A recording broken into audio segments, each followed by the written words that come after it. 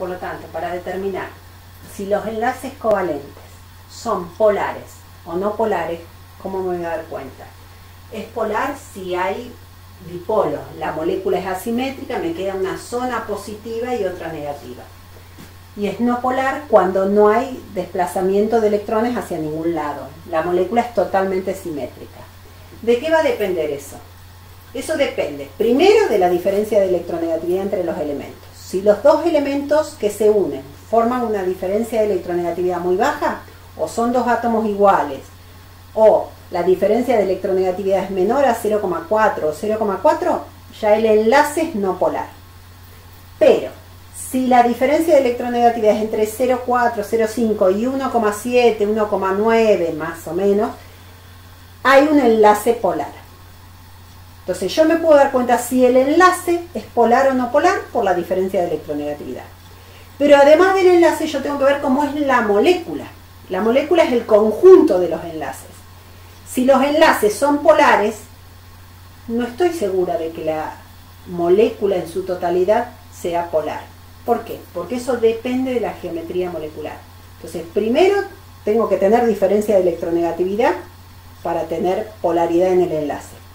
Ahora, si la molécula es polar o no polar, eso va a depender de la geometría molecular. Entonces voy a plantear algunos ejemplos para que a uno le termine de caer la ficha por qué algo se disuelve en tal sustancia y no en la otra, y si el punto de fusión es mayor o menor de lo que yo espero. ¿Por qué? ¿Qué condiciones hay para esto? Bueno, ahí muestro algunos compuestos muy comunes. El dióxido de carbono. El dióxido de carbono tiene como elemento central el carbono con 4 electrones desapareados. Se van a unir con los 2 oxígenos, forman enlaces dobles. Mi elemento central es el carbono. Eso es lo importante. ¿Qué miro? Mi elemento central es este, el carbono. ¿Cuántas uniones tiene? 2.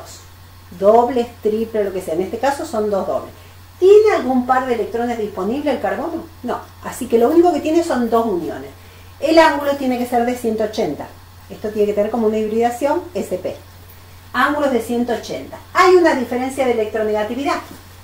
Delta EN, la diferencia de electronegatividad existe, porque esto tiene una atracción y esto tiene otra atracción. Esto es 2,5, esto es 3,5. Hay una diferencia de 1. Hay un enlace polar, pero tengo un enlace polar y otro enlace polar con ángulos de 180. Entonces uno tira para un lado y el otro para el lado opuesto. Esos vectores se anulan. Por lo tanto, el dióxido de carbono es no polar. Por eso el dióxido de carbono es un gas, porque en realidad, aunque tenga enlace polar, la molécula en su totalidad es no polar. Entonces esa molécula se atrae muy poco con la otra molécula. El agua, que es también 2 átomos de uno y uno del otro, pero su estructura es otra. El oxígeno tiene 6 electrones, comparte con 2 hidrógenos. El elemento central, que es el oxígeno, tiene 4 pares de electrones, 2 compartidos y 2 no compartidos. Considero 4. Por lo tanto, el ángulo es 109,5, que después, cuando no están ocupados, ocupan un poquito menos de espacio, pero por si alguien se lo pregunta, el 104,5 es porque esos electrones que no se unieron, es como que ocupan un poco más de espacio, por eso achican, y en lugar de 109 es 104. Pero bueno, esto es importante, porque este vector, porque hay una diferencia de electronegatividad que va hacia el oxígeno, y el otro también, pero no se enfrentan, van. Este vector y este vector van para un lado, al sumar esto va a ir orientado hacia el oxígeno. Va a tener una zona positiva y una zona negativa, por eso el agua es polar. Por eso los puntos de fusión y ebullición son mayores, por eso es líquida y no gaseosa. CH4, esto es el metano, el primer compuesto orgánico. El carbono formó 4 enlaces simples, hibridación sp3, ángulo de 109,5. La diferencia de electronegatividad es muy baja, entre 2,1 y 2,1 y 2,5 la diferencia es 0,4. O sea, el enlace, la diferencia de electronegatividad es muy baja. Pero aunque fuera un poquito más grande, se anularían todos los vectores. Así que acá todos los compuestos de los hidrocarburos, todos son no polares. Acá, CH2 oxígeno. Esto es la urea.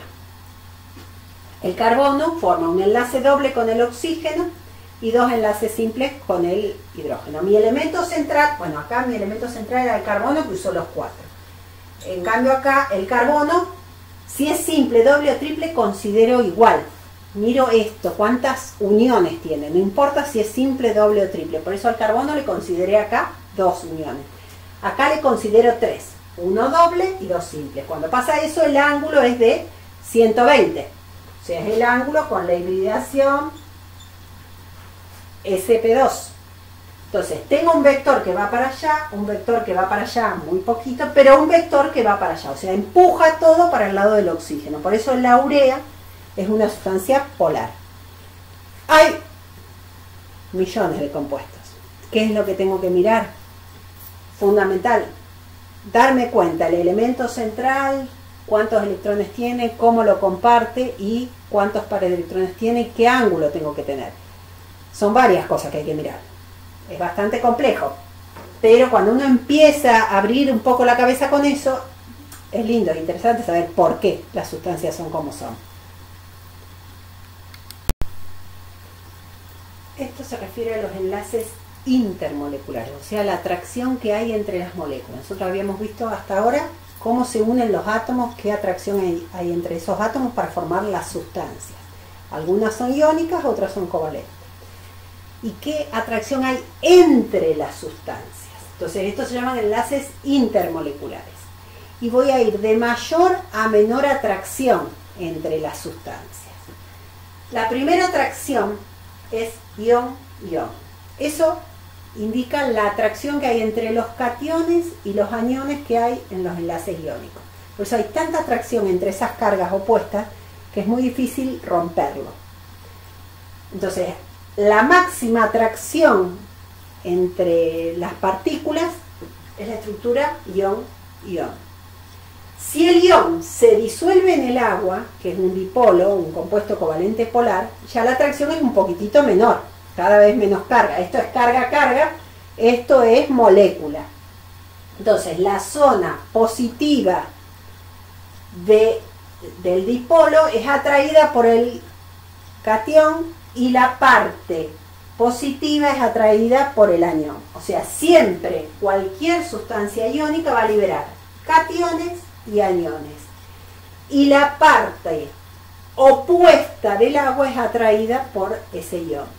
Esa atracción es menor que la atracción entre iones. ¿Qué le puede seguir? Un dipolo con otro dipolo. Acá no hay cargas iónicas. Estos son moléculas, pero son moléculas polares. Entonces, esa molécula con la otra molécula tiene una zona positiva, una zona negativa que se atraen entre sí.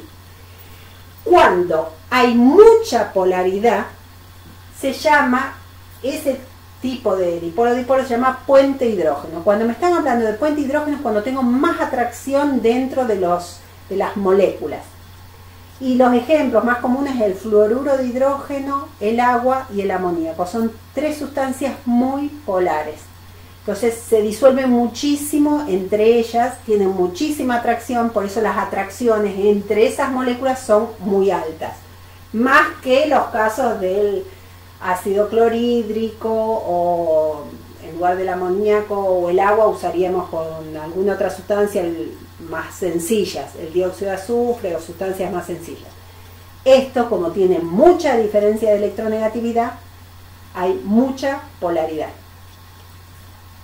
Después, dentro de los que tienen puente hidrógeno, dentro de los compuestos orgánicos, tienen mucha atracción también los ácidos, también algunos alcoholes, dependen de varias cosas, que son muchos los compuestos, ahí son 6 millones. Y si voy bajando, voy a ir para otras familias más de menor atracción. Lo que seguiría aquí, un dipolo y el dipolo inducido. ¿A qué se refiere? A una sustancia polar, como el agua, y alguna sustancia no polar que la induce un poquitito a que un rato se disuelva. O sea, se polarice. Por eso, por ejemplo, el oxígeno se disuelve en el agua, el dióxido de carbono, que después forma la soda, se disuelve en el agua. ¿Por qué? Porque el agua lo induce a que se polarice. Entonces, esta molécula que es polar induce a que el otro se polarice medianamente. Y la mínima atracción es lo que se llama fuerzas de London, que es la atracción que hay entre las moléculas no polares, que es el caso de los que son gaseosos. Esa molécula no atrae a la otra molécula, su atracción es muy baja, entonces eso se llama fuerzas de London. Por lo tanto, las propiedades que nosotros vemos de las sustancias, la sustancia es sólida, líquida, gaseosa, punto de fusión, punto de ebullición, densidades intermedia, conduce, no conduce. Todo esto tiene que ver con el tipo de enlace que tuvo. Si el enlace es metálico tiene ciertas características, si el enlace es iónico va a tener otro tipo de características, si el enlace es covalente polar va a tener ciertas propiedades y si es no polar va a tener otras propiedades. O sea que conociendo ciertas características de una sustancia puedo deducir qué tipo de enlace formó. Es amplio, estos son 20.000 ejemplos de esto, yo marqué algunos nomás, pero hay que saber mucho de enlaces para poder entender cómo reaccionan las sustancias también, quién se disuelve o no y por qué. Eso es un tema denso, vamos que hay que meterlo a esto.